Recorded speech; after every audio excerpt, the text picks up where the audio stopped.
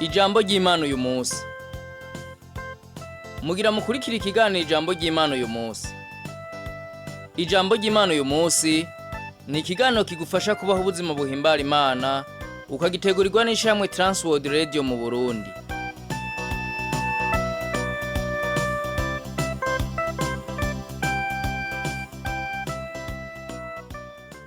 Ndakora mu kijeni nshuti mugenzi, mukunzi wa kino kiganiro ijambo ry'Imana uyu munsi.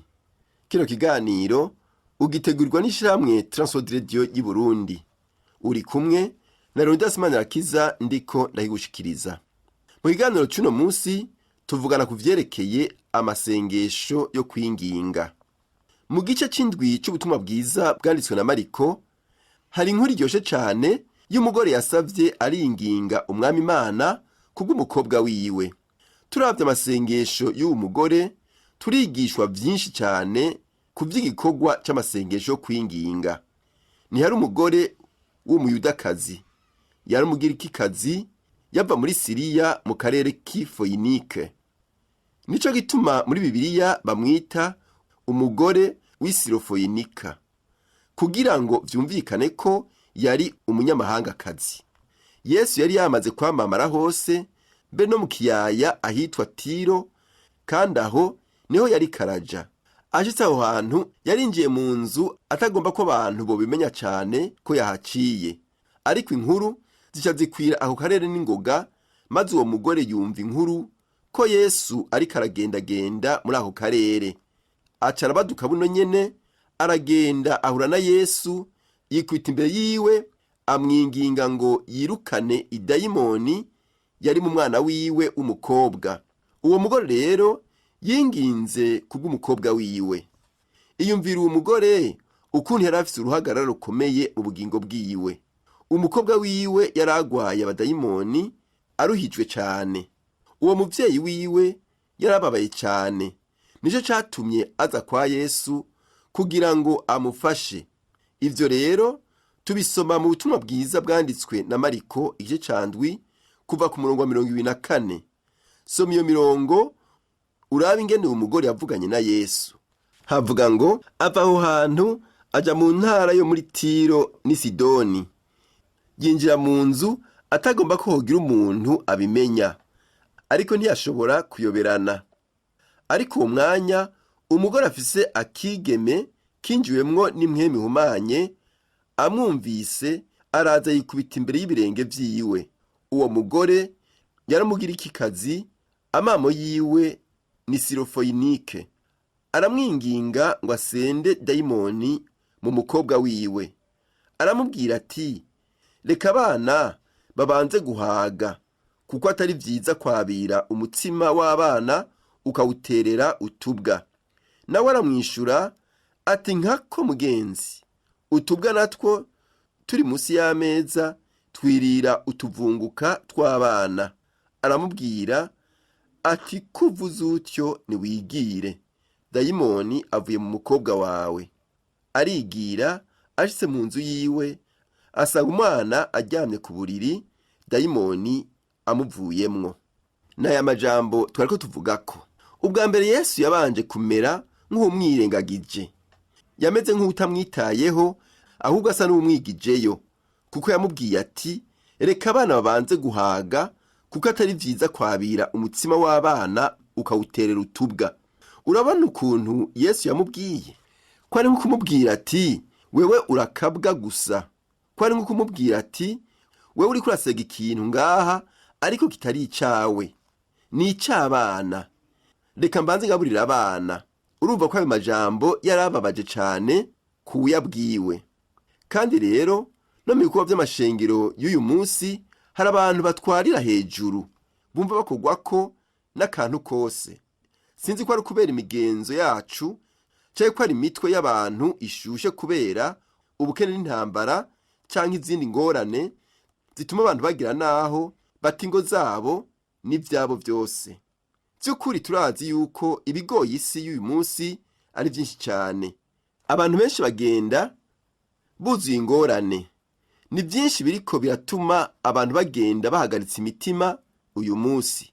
Hari n'uwobona umuravye canke ukamuvugisha agaca atangura kukuryagagura, we wabona ko umenga uramubabaje. Hari abantu tubona bashavuzwa n'akantu gato cyane kamwe nyene bari bakwiye kurengera, bakavuga bati ndi umukristo, ivyo bangiriye ndabirengeye, nta kibi novyishurako. Ariko ugasanga baciye bashavura cyane kugeza naho bica ubucuti bari bafitaniye n'abantu.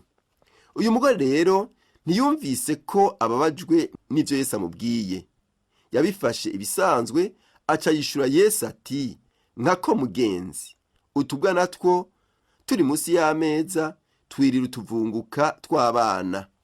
Uwo mugore rero aca afatira kuri ico kigereranyo, abwira Yesu ati, unyiyumvire ko nk'uko noba ndakabwa karindiriye utuvunguka twokoroka tuva ku meza, kandi twompimbara cyane hamwe wogerageza ukanyereka ko unyitayeho na gatoya. Ico gusa nico nisabiye. Aha rero muri iyi nkuru turumvamwo ikintu kidasanzwe. Yesu yaciye amubwira ati, kubwo kwizera kwawe niwigire, ya dayimoni yari mwana wawe yagiye. Ngaha rero Yesu yavuze ati, kubwo kwizera kwawe, kukuntu werekanye ko unyizera, kandi kukuntu unyeretse ko ukeneye ko nogufasha, nanje ndabikubwiye, umukobwa wawe yakize. Uwo mugore ga yemwe biraboneka ko yaruhuwe umutwaro munini cyane urengeje, kandi mu buryo butangaje. Ndazi ko kenshi iyo Yesu yihoreye bikaboneka ko umenga ntatwishuye, kumenga ntatwumva, kumenga ntatwitaho, ukamenga ntazi ko turi ngaho, duca twumva tubabaye cyane buno nyene, tugavuga tuti, mbere singisubira kwirukira Yesu, sinzosubira guta umwanya wanje asanga atagomba kunyumviriza. Mbega none ko atagomba kumfasha, none ninde wundi amukeneye? Birababaje kumva ukuntu dufise imitima yo kwihutira guheba. Amasengesho yo kwinginga ni ukuvuga yuko umuntu aba afise ukwihangana, atari witeguye guheba nk'uko buno nyene bitewe n'akantu gatoya. Igikenewe ni ukubandanya no kugira umwete wo kurondera Yesu no kumwumviriza atakwivumbura. Ni ukuvuga ko dukeneye kongererezwa ukwizera, ntitukihutire guheba, ahubwo twihangane kandi tugire umwete, tumubarire ibitugoye kandi tumwereke ko dufise ukwizera gushimangiye. Muri iki gice c'indwi c'igitabo ca Mariko haradufasha kwiyumvira ku vy'amasengesho, cyane cyane ku vyo gukovya mu gusenga. Ushobora kugomba kugaruka ku kintu uba wari umaze imyaka usengera, kandi ubona yuko ari ic'ingirakamaro kuri wewe. Kumbure wasengeye umukunzi agwaye, iyumvire kumara imyaka ishika 12 usengera umutwaro umwe, hanyuma Imana igahagurukanwa no kukwishura inyuma y'imyaka nk'iyo. Vy'ukuri mu bisanzwe nta kwihangana tugira mu gusenga kwacu, ariko Imana yoyo iriteguye kutwishura naho yoteba. Ku rundi ruhande, si ngombwa ko twogera nka hamwe Yesu yabwira Pawulo ati, Pawulo, ndazi yuko umaze kuza gatatu kose unsaba ko nogukiza, ariko nanje narakubwiye yuko ntazogukiza ingwara yawe, kuko ubuntu bwanje buguhagije. Umukozi w'Imana Pastor Paul Skrider aravuga ukuntu umukenyezi umwe yahora yama ahamagara kuri telefone mu ntango z'iyinga, akama igihe cyose amubwira vya bindi yamye amubwira na kare. Avuga ati, uwo mukenyezi ntiyigera yivuga uwo ari we, sinigeze ndamumenya, ariko igihe cyose ahamagaye yamatangurira ku majambo amwe, ngo kubera iki Yesu atanyishura, kubera iki atanyumva. Namasenga ngasenga kandi nizeye neza, ariko ntiyigera nyishura. Ivyo bigize amezi menshi cyane, ariko kubera ko narimaze kumwumviriza kenshi anganiriza nk'uko, umunsi umwe nca nihutira kumubaza ataravuga byinshi, ndamubwira nti, rindira gatoya, ndafise ikintu gishasha no kwiyumvirako.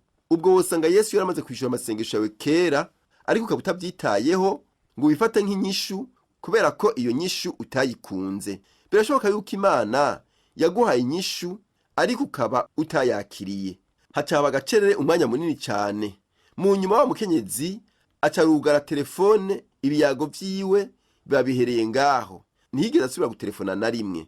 Kumbura ivyo namubwiye yasanze ari ukuri, aca yumva arababaye. Burya rero twese mu gusenga dutegerezwa kuraba neza aho umutima wacu uri.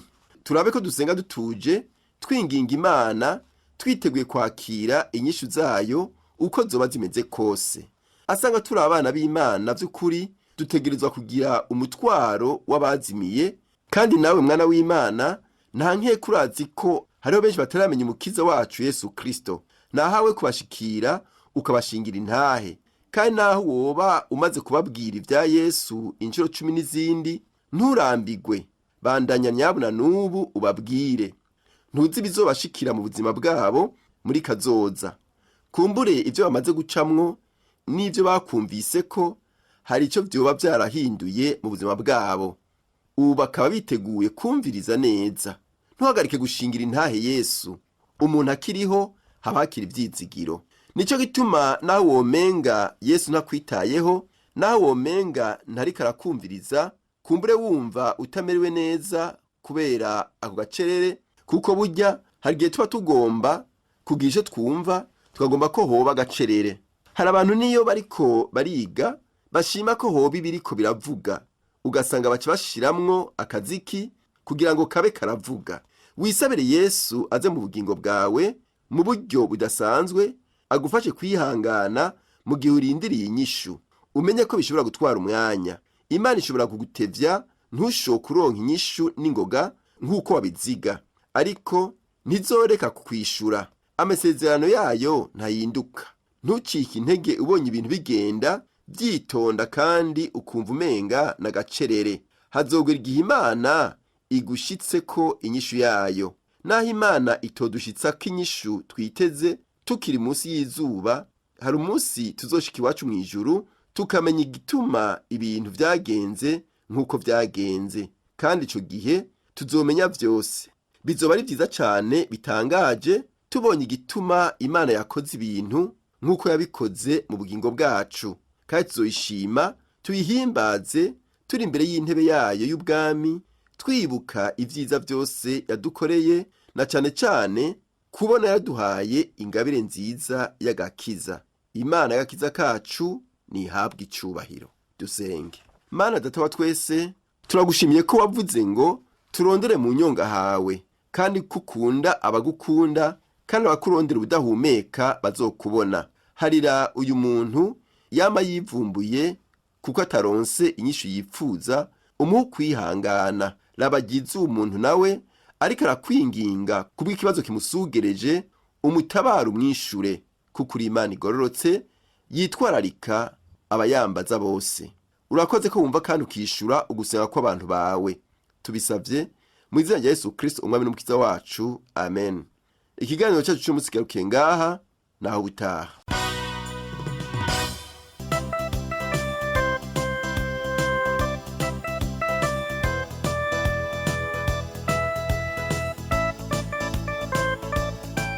Uhejeje gukurikira ikiganiro ijambo ry'Imana uyu munsi. Ufise ico ubaza canke ico wunganira, twandikire kuri email TWR Burundi@gmail.org. Urashobora kuturonka kandi kuri Facebook kuri TWR Burundi. Nimero ya WhatsApp na 257 69 499 619. Urashobora kutwandikira ikete ugasanduku k'amakete 1140 i Bujumbura.